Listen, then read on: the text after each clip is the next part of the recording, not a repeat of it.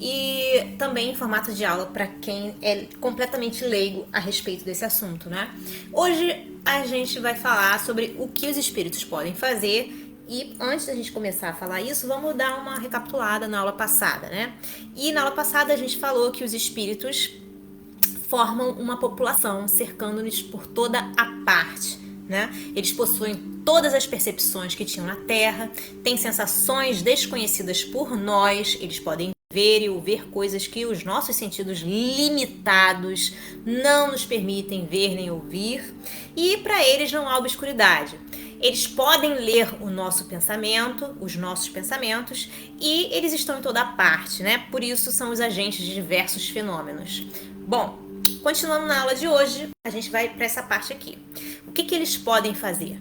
Desde que se admita a sobrevivência da alma ou do espírito, é racional que as suas afeições continuem. Quer dizer, que quem eles amaram, eles vão continuar amando, sem o que as almas dos nossos parentes e amigos seriam pela morte totalmente perdidas para nós.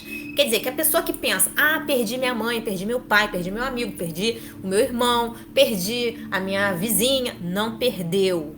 Você não perdeu. Isso é ilusão sua, da sua ignorância, falta de conhecimento, tá? Do que disseram para você e que você aceitou como real, ok? Pois que os espíritos podem ir a toda parte. Então, eles vão onde eles quiserem ir.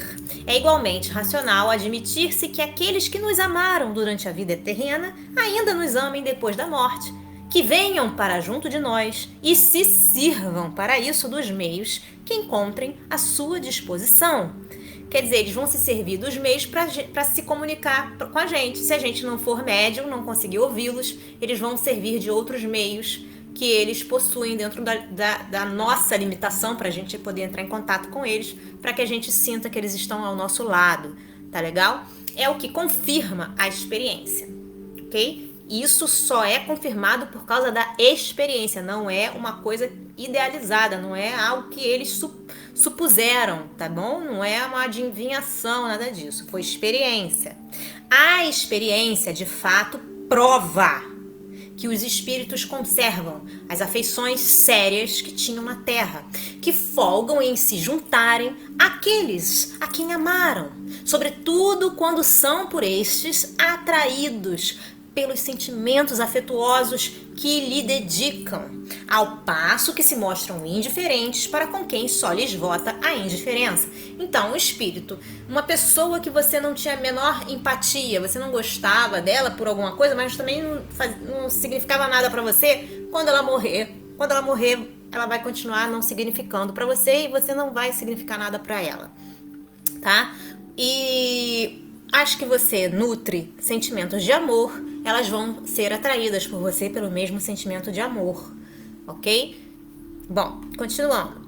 O espiritismo tem por fim, qual é o objetivo do espiritismo? Demonstrar e estudar a manifestação dos espíritos, suas faculdades, sua situação feliz ou infeliz, seu futuro. Em suma, o conhecimento do mundo espiritual. Essas manifestações, sendo averiguadas, conduzem à prova irrecusável da existência da alma, não é fantasia, tá? Da sobrevivência da alma ao corpo, de sua individualidade depois da morte. Quer dizer que você era uma pessoa, não vai se tornar outra, você vai continuar sendo aquela pessoa, você não vai adquirir outra coisa ou se mesclar com nem uma gota d'água no oceano. Não, você vai continuar sendo o mesmo. Isto é, de sua vida futura. Então nós temos um futuro, o futuro não está perdido, nós temos um futuro, nós somos imortais. Por isso é que o espiritismo é a negação das doutrinas materialistas, não tanto por meio de raciocínios, mas principalmente por fatos. Gente, fato é um fato, tá? Uma ideia quase geral entre os que não conhecem o espiritismo é a de crer que os espíritos, pelo simples fato de estarem desprendidos da matéria, devem saber de tudo, estar de posse da sabedoria suprema.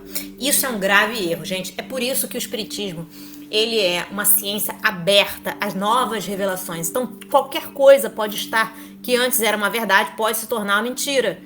Então, o espiritismo não é uma ciência fechada, é uma ciência aberta.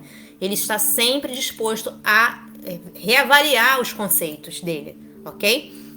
Bom, não sendo mais os espíritos mais que as almas dos homens. Os espíritos não adquirem a perfeição logo que deixam o envoltório terrenal. Por quê? Seu progresso só se faz com o tempo. Não é senão paulatinamente que se despojam das suas imperfeições, que conquistam os conhecimentos que lhes faltam, tá? Seria tão ilógico admitir-se que o espírito de um selvagem ou de um criminoso se torne de repente sábio e virtuoso, como seria contrário à justiça de Deus, supor que ele continue perpetuamente em inferioridade. Então, uma pessoa que era um selvagem ou um criminoso pode vir a se tornar um espírito superior. Tudo depende dos seus atos, né?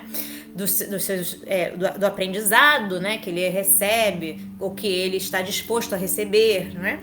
Bom, alguns desses espíritos são apenas frívolos e travessos. Outros são mentirosos, outros são fraudulentos, outros são hipócritas, outros são maus e vingativos, outros, pelo contrário, possuem as mais sublimes virtudes e o saber em grau desconhecido na Terra. Essa diversidade nas qualidades dos espíritos é um dos pontos mais importantes a considerar, por explicar a natureza boa ou má das comunicações que se recebem. E é em distingui-las que devemos empregar todo o nosso cuidado. E aí, o autor, Kardec, ele dá uma dica pra gente. Se a gente quiser entender mais sobre isso, dá uma olhada no Livro dos Espíritos, a questão 100, na qual ele fala sobre o tópico escala espírita, tá? No Livro dos Médiuns também ele fala sobre isso no capítulo 24, ok? Ficamos por aqui por hoje. Eu espero que vocês estejam gostando dessa aula. Um beijo grande a todos.